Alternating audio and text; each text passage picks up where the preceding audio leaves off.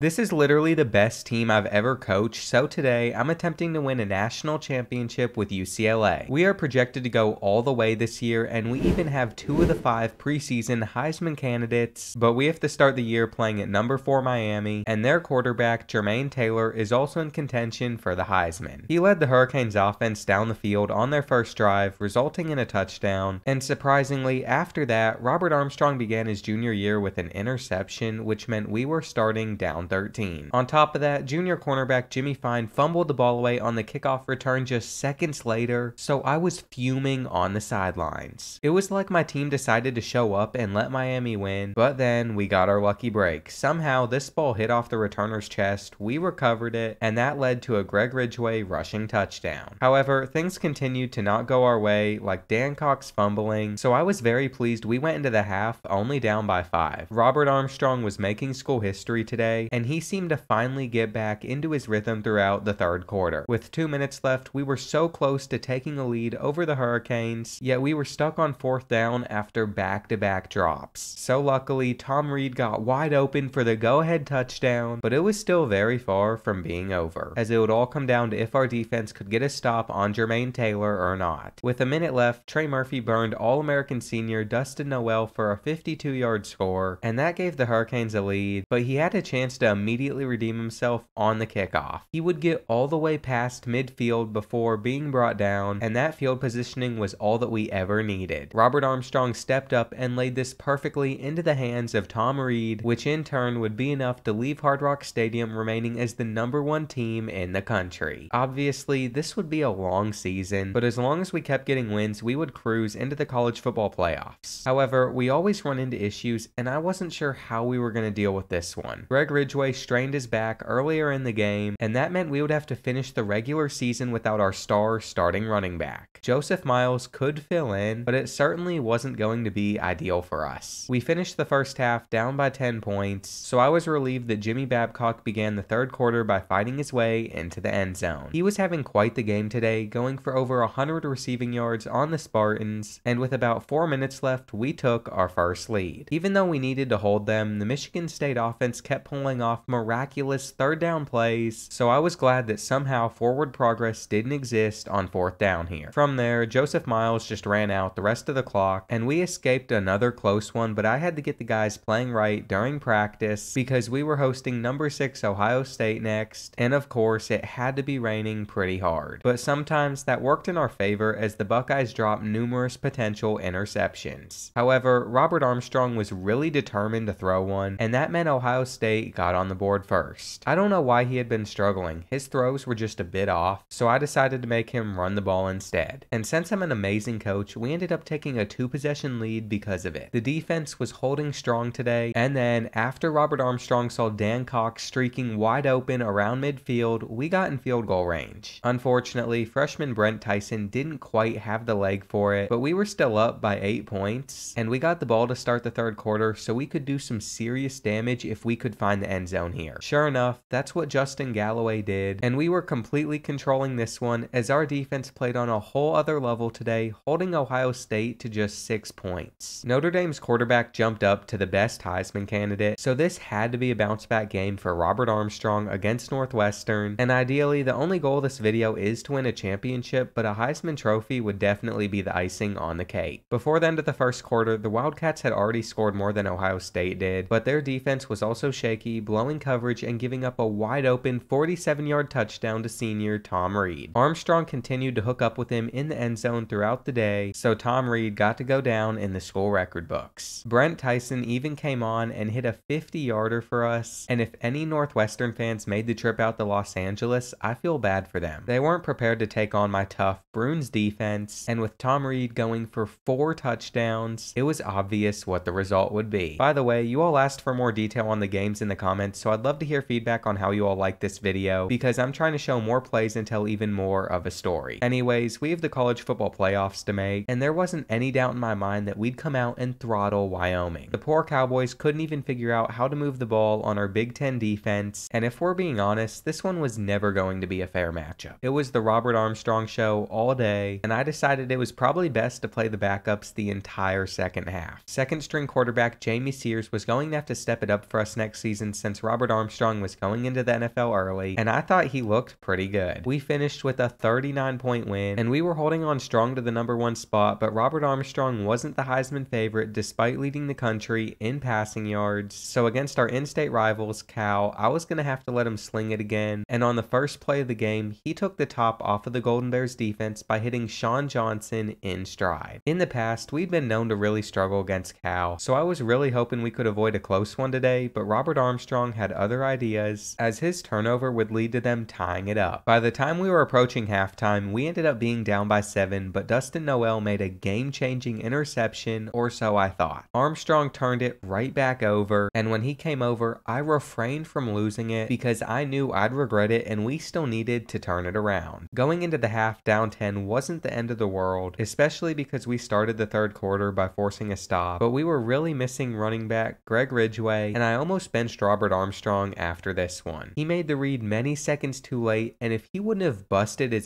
back to chase down the corner and knock him out of bounds, he would have been sitting next to me on the bench for a very long time. Luckily, my defense did its job, sacking the Golden Bears out of field goal range, and this was going to be our last chance to try and fight our way back into this one. My offense hadn't scored since the very first play of the game, and that's concerning to think about for a potential playoff team. Fortunately, with about 4 minutes left, Sean Johnson caught his second touchdown of the night, and now it was time to get just one more stop. Obviously, I was furious at Caleb Thomas for dropping this, but I couldn't be angry for long since we stopped Cal anyways, and we were going to get our chance to stay undefeated on the year. I should have known better than to let Robert Armstrong run around and throw whatever he wanted. That could have very well ended the game for us, and we were just lucky that Cal didn't burn even more clock on third down. We did not deserve to still be in this one, but here we were fighting to stay undefeated, and somehow Dan Cox was able to burn the corner deep here, so we had our chance to win it, and Joseph Miles came up clutch. I couldn't believe we were able to escape with a win, as we didn't deserve it at all. But we got it, and the next week we traveled to Wisconsin. They've been one of the best teams in the Big Ten West for years, and they've always managed to give us a good game, so I was not looking forward to coaching today, even though I had a good game plan for the opening drive. Defensively, we were actually on fire so far, but after watching what Robert Armstrong did last week, I didn't want to get complacent, and this is why. Wisconsin scored off of a fake field goal to end the half, and all of a sudden we were down by 3 points to the Badgers. You all know that's not where the pain ends either. Someone was open for a touchdown, but instead the ball was lost and the Badgers recovered it, so they went down and scored, extending their lead to 10 and putting us in a tough position, which ended up going about how you'd expect it to. I'd like to let it be known that I broke multiple clipboards during today's game, and I was just about to give this one up, but Caleb Thomas convinced me to let him return a kick, and he got us some momentum. All of a sudden, Robert Armstrong wanted to turn into prime Patrick Mahomes with wacky throws like this, and the biggest surprise of the drive was Tom Reed actually dropping a touchdown. It wouldn't matter since Sean Johnson immediately made up for it, and to end the third quarter, we got it to within just one possession. Unfortunately for us though, Wisconsin went 5 wide on fourth down and destroyed my defensive coverage, but this team had heart, and even though the circumstances weren't great, they continued to fight to stay in it with explosive plays like this one, and it was still close. We even got the 2-point conversion, so all we needed was a defensive stop, but that didn't go exactly as planned. Luckily for us, we still had 3 timeouts, but we had to make a tackle, and eventually we finally brought him down, and of course, instead of running on first down, Wisconsin faked us out with a pass, so again, it wasn't looking good for us, but I knew that it wasn't completely over yet, and I'm just going to let this play speak for itself. Wisconsin should have easily ended the game here, but they didn't, and instead, we got right back in it like we needed to, and we even got at the third down where we had to get a stop, but we couldn't quite do it in the end, so our comeback hopes fell just short. 4 of the top 5 teams in the country were in our division. Like, what on earth is this? I didn't get how that was possible, but I knew if we won out, we would definitely sneak into the college football playoffs, and now that we had lost the pressure of remaining undefeated, it was cool to see my guys play with freedom, making huge catches, and giving the Minnesota defense all sorts of problems. Once we got up by 14 points, we had a lead to protect, but senior Dustin Noel kept getting burnt by Torian James, so we gave up a wide open touchdown to the Gophers on the very next play. I was very glad that we responded right back, but after a massive kick return, Minnesota quarterback Brandon Higgins made sure they stayed in it, so we went into the half only up 7, and after some bad defense, I couldn't believe it, but we were in a tie game. It was like we played down to whoever our opponent was. I knew that my team was better than this, and I just wanted to take care of business, but wide receiver Torian James just kept keeping the Gophers in it no matter which corner I decided to put on him. He got them in the position to score here, and after taking a look at the clock, I knew what we needed to do. We just had to run the entire thing out, and like I expected, Robert Armstrong and Joseph Miles were too much to handle, so we got another one possession win, but we had to play at number 1 Nebraska next, and I was surprised that we were the favorites. Nebraska had the best offense in the country though, so we had to score a lot, and I wanted to pound the rock today. Robert Armstrong was starting to run the option well, and he pitched this ball perfectly at the last second to Dan Cox for a 37-yard touchdown. On top of that, we got a huge defensive stop on the Cornhuskers' first possession, so we had a real chance to move down the field and get off to an amazing start that would be much needed, but I think my offensive line forgot how to block for a bit. On back-to-back plays, they let Robert Armstrong get railed, so we wouldn't score there. However, Dan Cox was having an incredible performance so far, and he could have had another touchdown here, but he got completely overthrown. Instead, we settled for 3 with Brent Tyson, and I let my defense take care of business, which they kept doing. They're the reason we ended the second quarter up by 17, and we really needed that dominance to continue, because with a win today, we could still have a chance at making the Big Ten championship, but of course, it had to be close. And I don't understand why every game was a nail-biter, but let me tell you, that wasn't the only thing that was close. As I had multiple prize pick injuries, the sponsor of today's video fall just short of winning. I'm trying to bounce back from that this weekend, and if you want to make sports more entertaining by joining me on Prize Picks, which is available in over 30 US states, code BORDER, the first link in my description, will double your initial deposit up to $100. They also have a ton of other sports such as the NBA, MLB, college basketball, and much more if the NFL isn't your thing, and it's super simple to use as you just pick 2 to 6 players and higher or lower on their projections, where if you're right, you can 25x your money, so make sure to use code BORD when you sign up. Anyways, let's get back to the Nebraska game. The Cornhuskers tried their hardest to stay in it, and they might have had a chance if third-string running back Kyle Parrish didn't break off this huge play. We were simply the better team today, and I coached us past the number 1 team in the country, which moved us back up to that spot and caused a 4-way tie in the division. The postseason was still 3 games away, and we had a tough end of the season because we still had to take on 2 ranked teams and USC. Illinois also got off to a 14-3 start, so it was crucial that we finished the first half with a solid possession. Robert Armstrong only had 3 completions and 28 passing yards going into this drive, but he and Dan Cox continued to show off their special connection, and then Jimmy Babcock secured the end zone grab, making it a lot closer than it should have been. We even opened up the third quarter in the best way possible, with cornerback Jimmy Fine finally showing off the speed that he had, but it was immediately called back for clipping, so we had to work it down the field and score the hard way, with Robert Armstrong finding Dan Cox on the broken play. Everything went our way in the third quarter, with Illinois struggling, and there was finally a Tom Reed sighting with 4 minutes left in the game as he found the gap in the defense, but Illinois wouldn't go away as they got it within 3 here, so we had to make sure that we ran out the clock, and on third down, Robert Armstrong sealed it, getting us our 9th win. And on the other side of the country, Nebraska helped us out by taking down Wisconsin in the snow, which meant if we beat number 2 Iowa, we would make the Big Ten championship, and we got off to the exact start that we needed for that. Joseph Miles also began with a massive run as he took this one for 38 yards before getting tracked down, and Tom Reed was making himself very difficult to bring down as he showed off how elusive he could be. We scored on our first offensive possession, and after Iowa found the end zone, we got in again. Then we held the Hawkeyes to just 3 and finished the first half with a massive touchdown as Tom Reed mossed the Iowa cornerback like it was nothing, so I was pumped up about how we were playing. I mean, this one couldn't have gone any better for us as we just continued to outplay the Hawkeyes, and for the first time in a while, we were going to win a game by multiple possessions, which felt amazing. I coached us past number 2 Iowa, and now we were on top of the Big Ten West, along with having a quarterback that's fighting for the Heisman. Our last regular season game of the year was against our biggest rivals, and even though USC was 4-7, they always give us issues, so it doesn't even surprise me that our opening drive resulted in a fumble for 6. They seem to come out pretty prepared for our offense today, and I should have never sent Brent Tyson out to kick this 57-yard field goal. It ended up taking us the entire first quarter to get on the board, but that seemed to be what we needed to get things going for us as Robert Armstrong took this one in. The Trojans did respond back on their next drive with this run, but at this point we were already on a roll offensively. Dan Cox pulled off this ridiculous 49-yard catch over the top of the defense, and he had been getting more looks than anybody else recently. We ended the first half going up by 10 as he caught another one, but USC wouldn't let us pull away. So Robert Armstrong needed to make a good throw here, yet he sailed it a little too high, and that would lead to the Trojans getting to our 10-yard line. On fourth down, I decided we should send a blitz, and it paid off, so all we had to do was drain the rest of the clock to win, but we didn't get the first down, and that gave USC a fighting chance against us. With 27 seconds left, I decided to send another blitz, but this time I forgot to leave a man on the tight end, and my terrible coaching decision could cost us if my team doesn't bail me out in the end. This play could have ended very badly if Robert Armstrong wasn't as confident running the ball as he is, but it put us in the perfect position to feed it to Tom Reed for extra yards, and the freshman Brent Tyson hit his first game winner. We won the victory bell in back-to-back years, and we were ready to get into our third straight Big Ten championship. Michigan was 8-4, so I was hoping this turned into a blowout because we needed to rest some of our players before the playoffs, and somehow Dan Cox came down with this. He was having a remarkable second half of the year as he emerged as the #1 wide receiver, and he was definitely gone after this year to the NFL. After we went down the field on our first drive and scored, the Wolverines did the same thing, and then Robert Armstrong panicked and turned it over just a minute later, so they went up by 7 points. He needed to have a good game today if he wanted to win the Heisman Trophy, but he was missing some throws that he would normally make with ease, so I was glad to see him find Sean Johnson in the end zone with this laser. Michigan would continue to take small leads, but they never lasted for very long. Rick Young must have been invisible to the other team because he was wide open for a 62-yard score, and even though once again the Wolverines went up by 3, we were so quick to respond back as Sean Johnson took it in on a 47-yard play. I wished we could have played a little better defensively, like holding on to interceptions, but I was also happy to hold them to just 3 because after I was aggressive on fourth down and we didn't get it, my team gave up a touchdown while stopping the 2-point conversion, and we just needed to put this one away as it shouldn't be this close. I think Tom Reed dusting the cornerback here for 78 yards like it was nothing proves that case, and we went up here, but Robert Armstrong really should have thrown the 2-point conversion instead because now all Michigan needed was a field goal to win, and I thought their quarterback was going to get a first down here, but he was ruled just short, and you know exactly what we did from there as we burned through the clock, and I won my third straight Big Ten championship for UCLA. Robert Armstrong's 47 total touchdowns won him the Heisman, and he had a pretty solid receiving corps surrounding him, so I was hoping they could carry us through the college football playoffs. Our first game was against Wisconsin, and I wasn't thrilled that we were playing the one team that we lost to this season, but Jimmy Fine opened up the semifinal matchup with a 99-yard return, and Wisconsin looked a little bit shook up after that. We even had Greg Ridgway back from injury for the first time in months, and it seemed like everything was finally coming together. The defense was holding really strong against the Badgers, so when Robert Armstrong noticed that Tom Reed dusted his man and he hit him in stride, it was looking like this one could get out of hand very quickly. My team was simply playing better football than Wisconsin today, and after losing to them the first time, I wanted to make sure that it never happened again. Greg Ridgway also seemed to change everything for us as he had over 100 total yards in just the first half alone, and the Badgers were making an effort to come back until this massive hit from senior cornerback Dustin Noel. Junior free safety Robbie Cooley picked it up, and he would have nobody close to catching him as the national championship was getting very close and our defense was going to carry us there. Marcus James couldn't do anything, and I was excited to finally get another chance at the Natty as we officially got our revenge on the Badgers. It looked like Texas was going to beat higher seeded Nebraska, and they did, so the Longhorns were going to be our matchup, and the entire season came down to this. Our defense began the game by getting a third down stop, but just 2 plays later, Robert Armstrong rolled out and gave it right back to them, so we needed to lock up, and believe it or not, Jimmy Fine almost had an interception of his own, but that drop was going to cost us going down by 3. Texas was sending a lot of heat our way through the first quarter, and I think it was messing with Robert Armstrong a lot because he continued to turn the ball over. Sometimes Sometimes it was hard to believe he was the Heisman winner and a projected first-round pick, but then he'd come out and make plays like this and remind you why he was. That one throw turned around everything for us as a team, and you could see the momentum shift in real time. On 4th and 1, not only did Robert Armstrong secure the first down, but he'd get all the way down to the Longhorn 1-yard line, and Greg Ridgway would take it in. Once again, we forced another 3-and-out on Texas, and Robert Armstrong would end the first half by showing off his speed and outrunning everyone, chasing